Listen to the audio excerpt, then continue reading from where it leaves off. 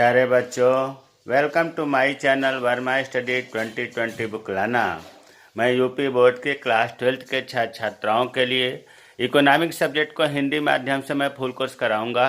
यदि आप full course करना चाहते हैं तो मेरे चैनल को सब्सक्राइब कीजिए और बेल आइकन को प्रेस करना ना भूलें, ताकि जो भी वीडियो मैं अपलोड करूं उसका नोटिफिकेशन आपको सबसे पहले मिल सके। प्यारे बच्चों, माइक्रो इकोनॉमिक्स समाप्त हो चुका है। माइक्रो इकोनॉमिक्स में चैप्टर तीसरा चल रहा है, मुद्रा और बैंकिंग। इसमें आज पार्ट 7 अर्थात 7वां वीडियो है। इससे पहले 6 वीडियो इस पार्ट से डाला जा चुका है। अगर इसे आप नहीं देखे हैं, नहीं पढ़े हैं, तो आई बटन को क्लिक करके पढ़ लें। आज हम लोग इस वीडियो में मुद्रा का महत्व क्या है, जिसको हम गुण या लाभ भी कहते हैं, मुद्रा का दोष या हानियाँ क्या है, इस पर हम लोग पढ़ेंगे। तो सबसे पहले हम देखते हैं कि जो मुद्रा का महत्व है उसको 3 भागों में बांटा गया है।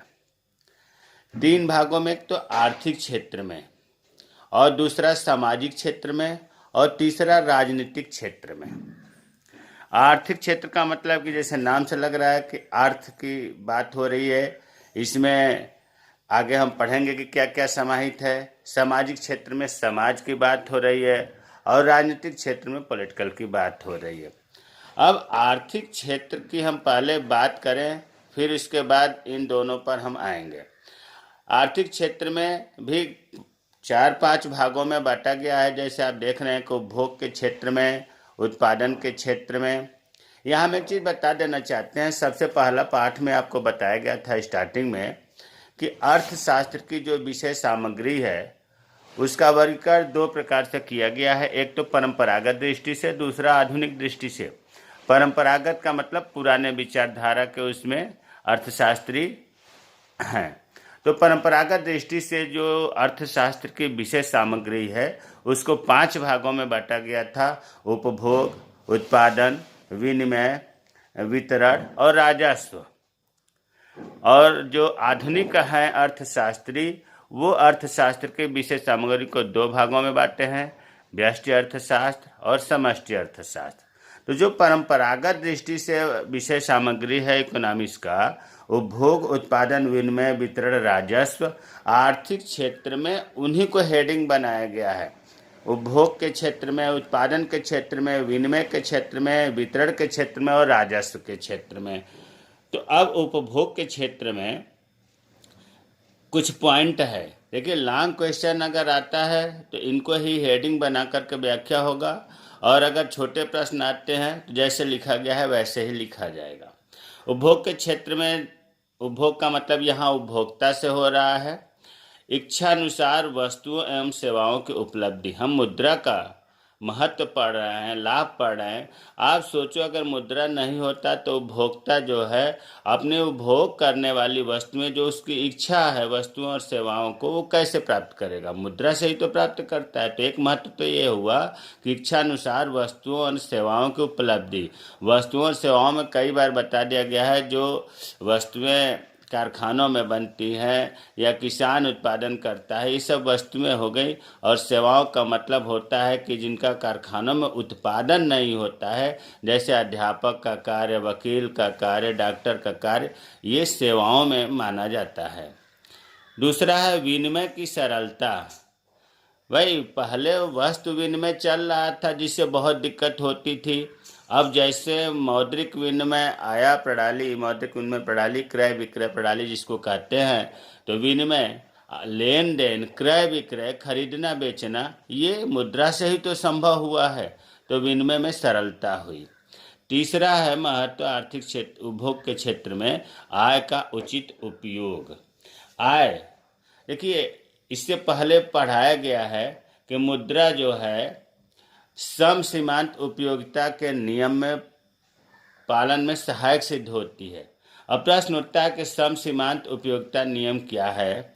तो हमने यहाँ लिख दिया है, बॉक्स में आपको मिलेगा आगे, कि सम सीमांत उपयोगिता नियम। इसको भी समझने से पहले आप सीमांत उपयोगिता नियम समझें।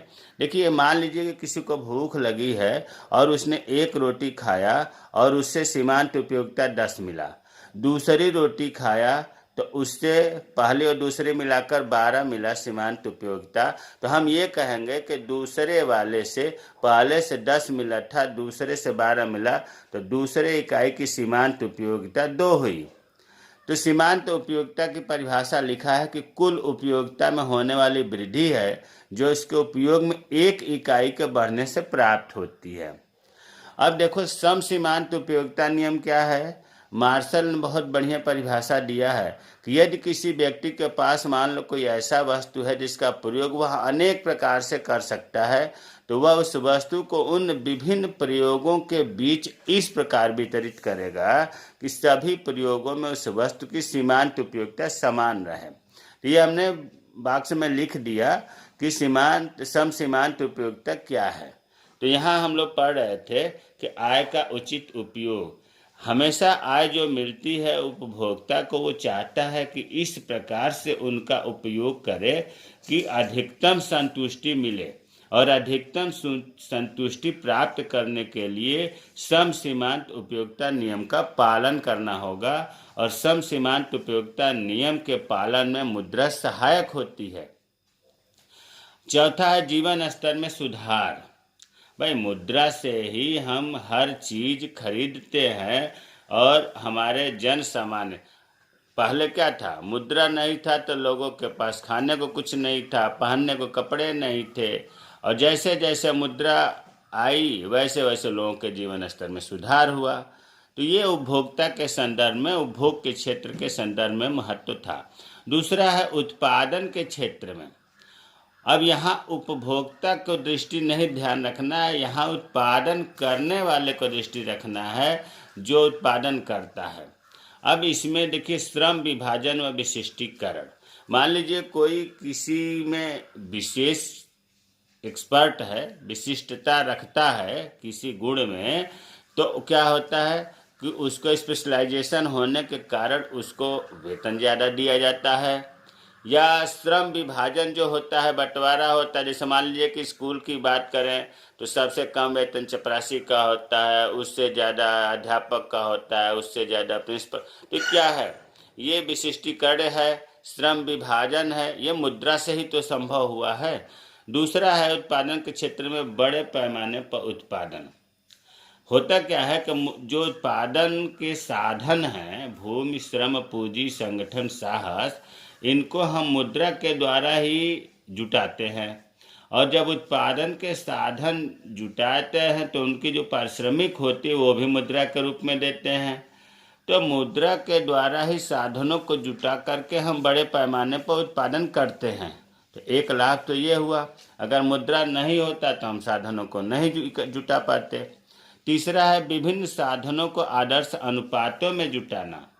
मुद्रा की सहायता से ही उत्पादन के जो साधन हैं उनको किस अनुपात में जुटाया जाए, वो प्रतिस्थापन के नियम से पता चलता है कि किस अनुपात में, मतलब आदर्श अनुपात क्या है, ये मुद्रा के द्वारा ही संभव हो पाता है। पूंजी की गतिशीलता। पूंजी जो है अधिक उत्पादन और गतिशील बनाने में सहायक है। अगर आप 10 रुपये का मान लो कोई चीज़ खरीदते हैं, मान लीजिए कि 10 रुपये का आपने कहीं पर चाट खाया, फिर उस चाट वाले ने उस 10 रुपये का मान लो आलू वाले को दिया, फिर वो आलू वाले ने 10 रुपये थोक विक्रेता को दिया, थोक विक्रेता उस किसान, तो क्या हुआ, पूंजी की गतिशीलता तो हुई। ये मुद्रा से ही संभव हो पाता है। अगला है भावी मांग का अनुमान।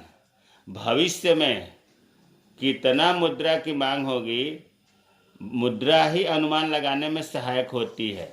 मान लो कि पंचवर्षीय योजनाएं सरकार बना रही है, भविष्य में क्या क्या करना है, सरकार को कौन कौन सी योजनाएं चलानी है, यह मुद्रा पर ही संभव है। बचत एवं विनियोग को प्रोत्साहन। भाई मुद्रा बचत में और विनियोग में प्रोत्साहित करती है। पूंजी निर्माण की दर, जब बचत विनियोग बढ़ता है तो क्या होता है, पूंजी निर्माण बढ़ता है, और पूंजी निर्माण बढ़ेगा तो फिर उससे विकास होगा। तो ये उत्पादन के क्षेत्र में इतने ढेर सारे महत्व हैं। अब आते हैं विनिमय के क्षेत्र में। विनिमय बता दिया गया है कि बस मतलब दो प्रकार का होता है, वस्तु विनिमय और मौद्रिक विनिमय। ये शुरू में ही पढ़ाया गया है। तो इसमें पहला महत्व है विनिमय के क्षेत्र में वस्तु विनिमय के असुविधाओं से मुक्ति। वस्तु विनिमय प्रणाली में आपने ये देखा कि दोहरी संजोग का अभाव था। मतलब एक तो वो व्यक्ति लेने वाला जो हमारे पास अतिरिक्त है, जैसे मान लीजिए हमारे पास चावल अधिक है और हम चावल को दे करके गेहूं चाहते हैं, तो हमें वैसा व्यक्ति ढूंढना पड़ता था जो चावल लेने को तैयार हो और उसके पास गेहूं अतिरिक्त हो, तभी तो हमें देगा। ऐसे में बहुत कठिनाई आती थी, संजोग मिलाना बहुत कठिन होता था। इससे जो है मुक्ति मिल गई मुद्रा के आने से। भुगतान की सरलता। भाई भुगतान की सरलता, मुद्रा द्वारा विभिन्न वस्तुओं और सेवाओं का अगर हम भुगतान करते हैं, खरीदते हैं, बेचते हैं, तो मुद्रा के द्वारा सरल हो जाता है, आसानी से पैसा देते हैं, खरीद लेते हैं। व्यापार में वृद्धि, मुद्रा के द्वारा राष्ट्रीय स्तर पर, अंतर्राष्ट्रीय स्तर पर व्यापार में भी आसानी हुआ है। साख मुद्रा का आधार, साख मुद्रा में जैसे चेक आता है, डिमांड ड्राफ्ट आता है, हुंडी आता है, उनमें पत्र आता है। तो जो साख मुद्रा, जिसको बैंक मुद्रा भी कहते हैं, ये जो है मुद्रा के द्वारा ही इनका निर्माण हुआ है। अगर मुद्रा नहीं होता तो साख मुद्रा की उत्पत्ति भी नहीं होती। अब चौथा है वितरण के क्षेत्र में। वितरण का नाम लेते ही जो उत्पादन के उपादान हैं, उत्पादन के जो साधन हैं, भूमि, श्रम, पूंजी, संगठन, साहस, इन उत्पादनों का मतलब उत्पादन के साधनों का जो हम पारिश्रमिक देते हैं, प्रतिफल देते हैं, वो मुद्रा से ही संभव हो पाता है, मुद्रा में ही देते हैं। पांचवा है राजस्व के क्षेत्र में। देखिए राजस्व जो है, राजस्व में दो बातें मुख्य रूप से आती हैं। एक तो आती है सार्वजनिक आय, दूसरा आती है सार्वजनिक व्यय। सार्वजनिक आय जैसे कहाँ से मिलती है सरकार को? टैक्स के द्वारा, फीस के द्वारा, जुर्माना के द्वारा, ऋण के द्वारा। और यह जो आय होती है या जो कर, फीस, जुर्माना, ऋण वसूला जाता है, वो मुद्रा में ही वसूला जाता है। सरकार जो खर्च करती है वो मुद्रा में ही खर्च करती है। तो मुद्रा के लाभ राजस्व के क्षेत्र में भी है। तो अभी आपने देखा आर्थिक क्षेत्र में मुद्रा का महत्व। अब हम लोग पढ़ेंगे सामाजिक क्षेत्र में मुद्रा का महत्व। समाज के दृष्टि से मुद्रा का क्या महत्व है? तो सबसे पहला महत्व तो यह है कि आर्थिक दासता से मुक्ति। वर्तमान समय में लगान देना हो भूमि का, या पूंजी पर ब्याज देना हो, या श्रमिक को मजदूरी देना हो, इन सब का भुगतान मुद्रा के रूप में किया जाता है। किसान को जमींदार से, श्रमिक को पूंजीपति से, उपभोक्ता को व्यापारी से शोषण से मुक्ति मिल गई। नहीं तो मुद्रा नहीं रहता था तो क्या होता था, इनसे हर समय शोषण मिलता था, आर्थिक दासता हो जाती थी, लोग गुलामी में रहते थे। तो मुद्रा के आने से आर्थिक दासता से मुक्ति मिल गई। दूसरा है सामाजिक प्रतिष्ठा का सूचक। आप देख रहे हैं कि आज के भौतिकतावाद युग में जिसके पास जितना अधिक धन है उसे उतना ही विशेष सम्मान दिया जाता है। इसलिए प्रत्येक व्यक्ति धन अर्जित करके सम्मान प्राप्त करना चाहता है, जो मुद्रा के द्वारा ही संभव है। तीसरा है उत्पादन की मात्रा का निर्धारण। भाई मुद्रा के वितरण द्वारा ही समाज में कितना उत्पादन हुआ इसका निर्धारण होता है। अगर मुद्रा नहीं होगा तो उत्पादन का निर्धारण कैसे होगा कि कौन सी कितना उत्पादन हुआ। वस्तु विनिमय का सुविधाओं से मुक्ति। जो समाज में, गांव में वस्तु विनिमय प्रणाली कभी बहुत महत्वपूर्ण थी, जिससे ढेर सारी असुविधाएं होती थी, इनसे भी मुक्ति मिल गई। अब आते हैं राजनीतिक क्षेत्र में मुद्रा का महत्व। राजनीतिक क्षेत्र में मुद्रा का महत्व जो है, पहला है राजनीतिक चेतना के प्रसार में सहायक। राजनीतिक चेतना का प्रसार में मतलब अब जनता जो है इतनी जागरूक हो गई है कि जो वो सरकार को टैक्स के थ्रू या दान के थ्रू या जैसे भी धन देती है, तो उस धन का दुरुपयोग न हो उसके लिए वो सजग रहती है। तो ये मुद्रा के द्वारा ही संभव हो पाया है। राजनीतिक सत्ता के प्राप्ति में सहायक। आज के युग में आप देख रहे हैं कि ज़्यादातर दल वही सत्ता प्राप्त करते हैं मतलब वही दल सत्ता प्राप्त करते हैं जिनके पास विशाल मौद्रिक साधन है, मतलब विशाल पैसा है जिस पार्टी के पास, वही राजनीतिक सत्ता हासिल करने में सफल होते हैं। तीसरा है अंतर्राष्ट्रीय सहयोग। भाई स्वाभाविक है, मुद्रा के द्वारा व्यापार होता है और अंतर्राष्ट्रीय स्तर पर व्यापार होगा, अंतर्राष्ट्रीय सहयोग को प्रोत्साहन मिलेगा, अंतर्राष्ट्रीय शांति को प्रोत्साहन मिलेगा। तो ये जो है आपको अभी तक बताया गया मुद्रा का महत्व क्या है, जो एग्जाम के दृष्टि से बहुत महत्वपूर्ण है। अब आते हैं पढ़ने मुद्रा के दोष अथवा हानियाँ। दोष को भी 3 भागों में बांटा गया है: आर्थिक दोष, सामाजिक दोष और नैतिक दोष। आर्थिक का मतलब अभी बताया अर्थ से संबंधित है, सामाजिक मतलब समाज से, और नैतिक का मतलब नैतिकता से। आर्थिक दोष में देखिए, सबसे पहले दोष तो यही है मुद्रा के आने से कि आय व धन के वितरण में असमानता हो गई, विषमता हो गई। भाई किसी के पास बहुत ज़्यादा धन है और किसी के पास बिल्कुल नहीं है, तो क्या होता है कि काफ़ी इसमें मतलब असमानता है। आप देख रहे हैं कि किसी को खाने के लिए 2 रोटी नहीं मिल पाता है और किसी के पास इतना धन है कि उसे खर्च नहीं हो पा रहा है, तो ये विषमता है। दूसरा है वर्ग संघर्ष। जब आर्थिक शक्ति का केंद्रीकरण हुआ, मतलब धन का असमान जब वितरण हुआ, तो 2 भागों में पब्लिक बट गई, निर्धन और गरीब, या ऐसे कहिए कि संपन्न वर्ग और श्रमिक वर्ग। अब संपन्न वर्ग श्रमिक वर्ग को दबाना चाहता है, जिससे परस्पर आपस में संघर्ष होता रहता है। संपन्न वर्ग अर्थात धनी वर्ग, दूसरा श्रमिक वर्ग जो गरीब वर्ग, इनमें आपस में लड़ाई होती रहती है। तीसरा है मुद्रा के मूल्य में अस्थिरता। मुद्रा का जो मूल्य है, वैल्यू है, उसमें भी अस्थिरता है। भाई पहले 1 रुपए में ढेर सारी चीज़ें मिल जाती थीं, आज 1 रुपए भिखारी को भी दिया जाता है तो लेने से मना कर देता है। पहले उसी 1 रुपए का कितना मूल्य था, वैल्यू था, आज जो है वैल्यू इसकी कम हो गई है। तो यह जो अस्थिरता है, यह जो है विश्वास, समाज के विभिन्न वर्गों को विश्वास उठा देता है। इसीलिए तो कहा जाता है मुद्रा को धन की एक विश्वासघातिनी संचिका है। ऋणग्रस्तता में वृद्धि। मुद्रा होने के वजह से लोग ऋण लिए ज़्यादा, जिनको ज़रूरत नहीं थी वो भी ऋण लिए, और ऋण लेने से उनके फालतू खर्च बढ़े। समाज में वस्तुओं और सेवाओं की कीमतों में भी वृद्धि हुई, तेजी से वृद्धि हुई। तो ये ऋणग्रस्तता से खर्चे बढ़े और वस्तुओं सेवाओं के मूल्य बढ़ा, जो ये आर्थिक दोष में आता है। अति पूंजीकरण में अति उत्पादन को प्रोत्साहन। प्यारे बच्चों, मुद्रा के कारण ही समाज में अति पूंजीकरण मतलब अधिक से अधिक धन इकट्ठा करने की जो होड़ मिली है, उसमें मुद्रा के द्वारा प्रोत्साहन मिल रहा है। अति उत्पादन की भी समस्या, लोगों पर पैसा है, जमीन से, कंपनी से इतना उत्पादन करना चाहते हैं जो जमीन की कई गुना जितना उत्पादन है उससे कई गुना उत्पादन लेना चाहते हैं। तो इससे क्या होता है, इससे दोनों ही व्यवस्थाएं आर्थिक विकास में बाधक है। ये लंबे समय तक ऐसा नहीं चल सकता। ये दोनों चीज़ें नुकसानदायक है। व्यापार चक्र। व्यापार चक्र में जो चक्रीय परिवर्तन होते हैं, किन्स ने कहा था कि जो बचत और विनियोग में असंतुलन है, इसका कारण मुख्य रूप से मुद्रा ही है।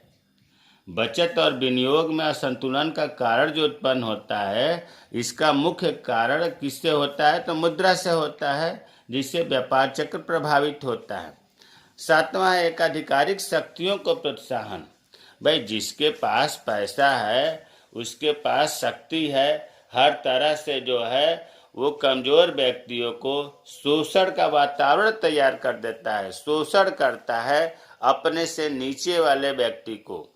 तो ये मुद्रा के कारण ही एकाधिकारिक पावर आ जाती है। पूंजी निर्माण में बाधा।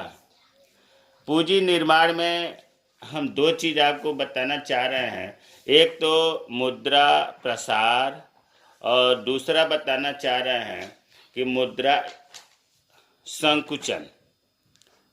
बहुत महत्वपूर्ण है। मुद्रा प्रसार को ही हम मुद्रा स्फीति भी कहते हैं और मुद्रा संकुचन को मुद्रा अविस्फीति भी कहते हैं। देखिए, मुद्रा प्रसार का मतलब ये हुआ कि जब मुद्रा का मतलब धन का मूल्य घटता है, वैल्यू घटता है। अभी हमने बताया ना कि पहले 1 रुपये में ढेर सारी चीज़ें मिल जाती थी, अब 1 रुपये भिखारी भी नहीं लेता है। इसका मतलब कि जो मुद्रा का मूल्य था, वैल्यू था, वो घट गया, जिसे हम कहते हैं मुद्रा स्फीति या मुद्रा प्रसार। मतलब हम सीधे ये कहें कि महंगाई आ गई, महंगाई को मुद्रा प्रसार कहते हैं। महंगाई में कोई भी वस्तु अगर हम खरीदने जाते हैं तो ज़्यादा दाम में मिलती है। इसका उल्टा मुद्रा संकुचन, जिसको मुद्रा अस्फीति कहते हैं, अपस्फीति भी कहते हैं। इसमें क्या होता है कि मुद्रा जो है मुद्रा के इसमें धन का वैल्यू बढ़ जाता है। जब धन का वैल्यू बढ़ जाता है तो इसके वस्तुएं सेवाएं क्या होती है, कीमत उनकी कम हो जाती है। मतलब आप ऐसे कहो कि ये महंगाई है मुद्रा प्रसार और ये मंदी है। अब महंगाई से क्या होगा, वस्तुओं सेवाओं के दाम बढ़ेंगे, और जब वस्तुओं सेवाओं के दाम बढ़ेंगे तो मुद्रा की वैल्यू कम होगी, मुद्रा ज़्यादा खर्च करने पड़ेंगे। ठीक उसका उल्टा का मंदी आ गई, तो मंदी आ गई तो क्या होगा, वस्तुओं सेवाओं के दाम कम होंगे। तो इनसे क्या होता है कि पूंजी निर्माण जो है इसमें बाधा आती है, जो आर्थिक दोष में आता है। अब सामाजिक दोष की बात करें, सामाजिक दोष में 3 आते हैं। भौतिकवाद को बढ़ावा, समाज में जो है आजकल दिखावा जो है भौतिकवाद, हर चीज़ 4 व्हीलर जरूर होना चाहिए, 2 व्हीलर जरूर होना चाहिए। मतलब ये मुद्रा के वजह से ही भौतिकवाद का बढ़ावा की उत्पत्ति हुई है। भ्रष्टाचार, ये छिपा नहीं है, समाज में भ्रष्टाचार मुद्रा के कारण ही हुआ है। शोषण में वृद्धि, अभी आपने पढ़ा कि मुद्रा के जिस पर धन है वो कमज़ोर व्यक्ति को या कमज़ोर लोगों को शोषण करता है। ये सामाजिक दोष है। अब आते हैं नैतिक दोष। नैतिकता या नैतिक दोष में एक अर्थशास्त्री थे लुडविग वान मिजेज। इनकी ही बात हमें बहुत अच्छा लगा और इसको आप पढ़ने से समझ जाएंगे। देखिए, इन्होंने बताया है लुडविग वान मिजेज ने कि मुद्रा को चोरी, मतलब चोरी का कारण भी मुद्रा ही माना जाता है। हत्या, छल कपट, प्रतिज्ञा भंग करने का कारण माना जाता है। किसको? मुद्रा को। जब वेश्या अपने शरीर को देती है, क्यों देती है? मुद्रा के लिए। न्यायाधीश अपना न्याय बेचता है, क्यों बेचता है? मुद्रा के लिए। तो किसको दोष दिया जाएगा? मुद्रा को दोष दिया जाएगा। अगर कोई चरित्रवादी व्यक्ति है, अच्छा व्यक्ति है और वो भौतिकवाद की आलोचना करना चाहता है तो वह मुद्रा का विरोध करता है। कोई अच्छा व्यक्ति ये भी भौतिकवाद को बुराई करे ना तो क्या होगा? लोग कहेंगे देखो ये मुद्रा का विरोध कर रहा है। प्रत्येक प्रकार का जो लालच है इसको हम मुद्रा प्रेम कह सकते हैं। सभी बुराइयां लालच से ही उत्पन्न होती हैं, जो मुद्रा मुख्य रूप से इसके लिए जिम्मेदार है। तो लुडविग वान मिजेज ने जो नैतिक दोष बताया, चोरी, हत्या, छल कपट, प्रतिज्ञा भंग होना, ये सब जो है नैतिक दोष में आता है। प्यारे बच्चों, मुझे उम्मीद है कि मुद्रा का महत्व क्या है, मुद्रा के दोष क्या है, आपको समझ में आया होगा। अगर कहीं कोई चीज़ समस्या आती है, नहीं समझ में आता है तो कमेंट बॉक्स में कमेंट करें, मैं रिप्लाई करूंगा। मेरे चैनल को सब्सक्राइब कीजिए। हाँ, देखिए, इकोनॉमिक्स में पाठ बहुत लंबे हैं। पहले एनसीईआरटी लागू होने से पहले जैसे विनिमय अलग पाठ था, मुद्रा के कार्य महत्व अलग पाठ था, और उसके बाद बैंक अलग पाठ था। बैंक में भी व्यापारिक बैंक अलग, क्षेत्रीय ग्रामीण बैंक अलग, रिजर्व बैंक ऑफ इंडिया अलग। अब क्या है कि एक पाठ बना दिया गया, मुद्रा बैंकिंग। सोचो, 4-5 पाठों को मिलाकर एक पाठ बना दिया गया।